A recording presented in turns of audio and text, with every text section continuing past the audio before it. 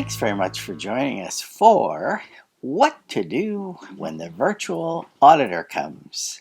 This is part 1 of 4, and I hope you enjoy all of them.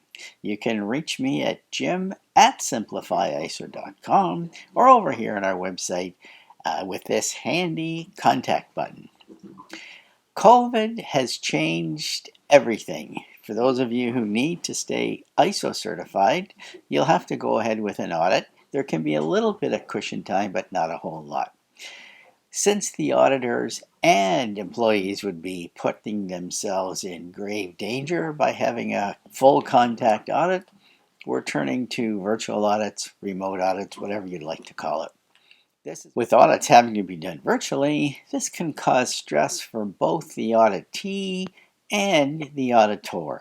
In the next 4 videos, I'd like to give you a few ideas on how to reduce that stress, make the audit just as effective, and have the auditor be able to come to a viable conclusion about your level of conformance to the ISO standards that you use. One of the first things to keep in mind is that all parties will benefit. In one case, the timing will be easier to handle with a virtual audit. You'll have a plan made up as before.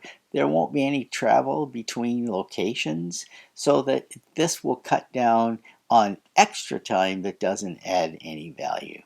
There'll be opportunities to take breaks as there are with a regular audit, and it might even help to not have 3 or 4 or 5 people tied up at once talking to the auditor about the same issues.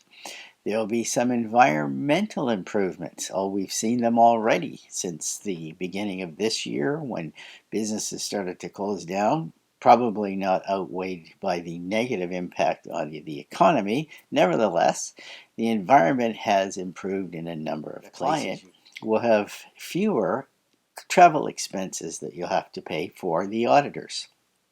In fact, there shouldn't be any.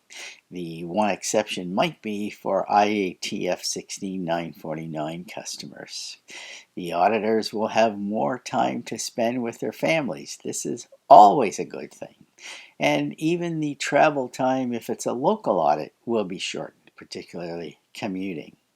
Another important benefit is that you'll be able to have the expertise of auditors from around the world for your organization that you might not have had access to otherwise, especially once registrars get much more comfortable with taking care of finding auditors and building an infrastructure to help the auditors do a better job.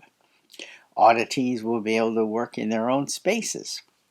This always makes somebody feel more comfortable, and in a regular audit, if they're working in their own area, this usually comes to a good conclusion, but sometimes different auditor style might have the auditee bringing his or her information to, say, a boardroom setting, and that can sometimes be unnerving for people. You'll be happy to hear that on August 31st, 2020, at 12 noon, we're offering a free webinar on what to do when the virtual auditor comes. You'll see a link to the webinar down below. And I'd also like to remind you that the Simplify ISO platform is a perfect tool to facilitate your upcoming virtual audit. Puts all your documents at your fingertips, and it helps the auditors find their way around, helps your employees find their way around. Nothing's ever lost. It has closeouts in it for nonconformances and some tools to make internal audits easier as well.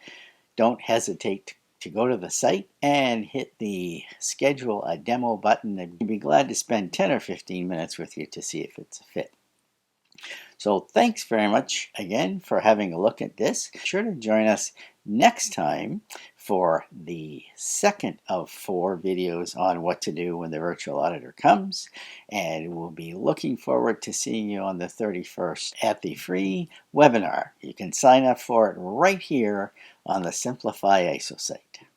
Bye for now.